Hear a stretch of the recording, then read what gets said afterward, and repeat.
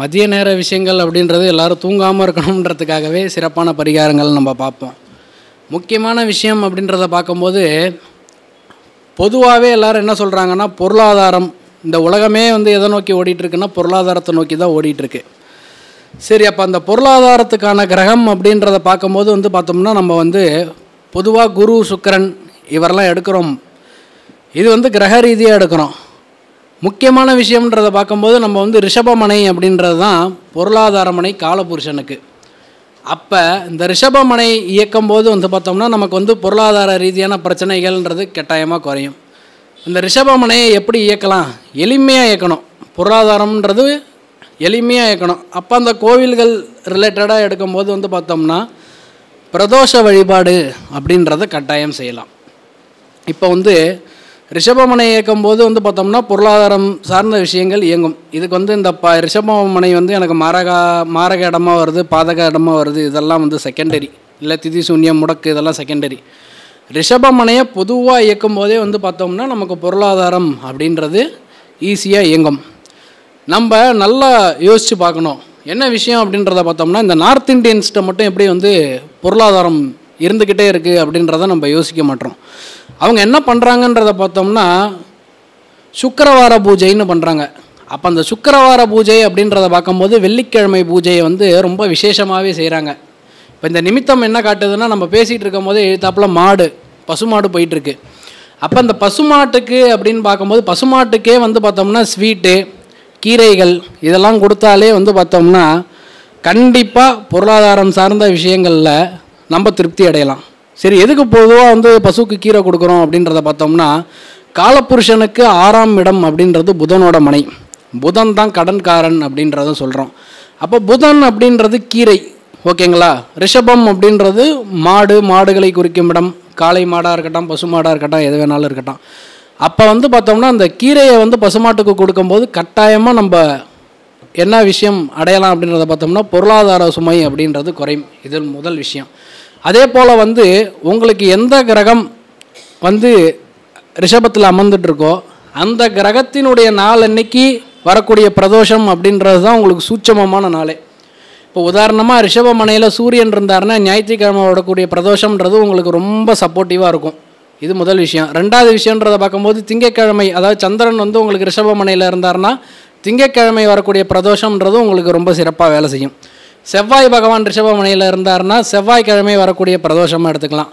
இப்போ புதன் பகவான் அப்படின்னு சொல்லக்கூடிய ரிஷபமனையில் இருந்தார்னா புதன்கிழமை. இது மாதிரி அப்போ ராகு கேது இருக்குது சார், என்ன பண்ணுறதுன்னா அதாவது ரிஷபமனைன்றது வெள்ளிக்கிழமை இல்லை, வெள்ளிக்கிழமை வரக்கூடிய பிரதோஷ காலங்களில் ராகு இருந்தால் ராகு காலத்துலேயும், கேது இருந்தால் யமகண்ட வேலையிலையும் போய் நம்ம என்ன வழிபாடு சிவபெருமான்ட்டையும் குறிப்பாக நந்தி பகவான்ட்டையும் வைக்கிறோமோ கட்டாயம் பொருளாதாரம் கடன் சார்ந்த விஷயங்களில் ஒரு திருப்தி நிலை அப்படின்றது உங்கள் எல்லாருக்குமே கண்டிப்பாக இருக்கும். இதில் முதல் விஷயம். ரெண்டாவது விஷயம் அப்படின்றத பார்க்கும்போது, சார் பணம்லாம் நீங்கள் சொல்கிற மாதிரி வந்துடுது, விரைய செலவாகுது, ஆஸ்பத்திரி செலவாகுதுன்னு நிறையா பேர் யோசிப்போம். இப்போ இந்த ஆஸ்பத்திரி ரீதியான செலவு அப்படின்றத பார்க்கும்போது விரய பாவகம்னு சொல்லக்கூடியது 12ஆம் இடம். அப்போ அந்த 12ஆம் இடம் சார்ந்த விஷயங்களில் பார்த்தோம்னா நமக்கு கம்மியாகணும். அப்போ அந்த 12ஆம் இடம்ன்ற விரயம் நமக்கு கம்மியாகும் அப்படின்னா நம்ம என்ன பண்ணணும்? முக்கியமான விஷயம், சிவன் கோவில்களில் பழமையான சிவன் ஆலயம் எல்லாத்துலேயுமே பள்ளியறை பூஜை நடக்கும். அப்போ அந்த பள்ளியறை பூஜை அப்படின்றது பார்த்தோம்னா இறைவனை தூங்க வைக்கிறதா ஒரு கான்செப்ட் சொல்லுவாங்க.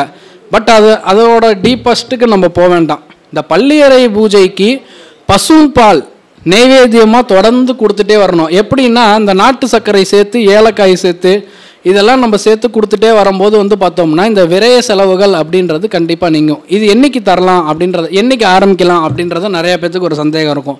என்றைக்கு ஆரம்பிக்கலான்றதை பார்த்தோம்னா உங்கள் விரையாதிபதினு சொல்லக்கூடிய 12ஆம் அதிபதி எந்த ராசியில் உங்கள் ராசி கட்டத்தில் இருக்காரோ அந்த கிழமையில் ஆரம்பித்தோம்னா நமக்கு விரைய செலவுகள் கம்மியாகும்.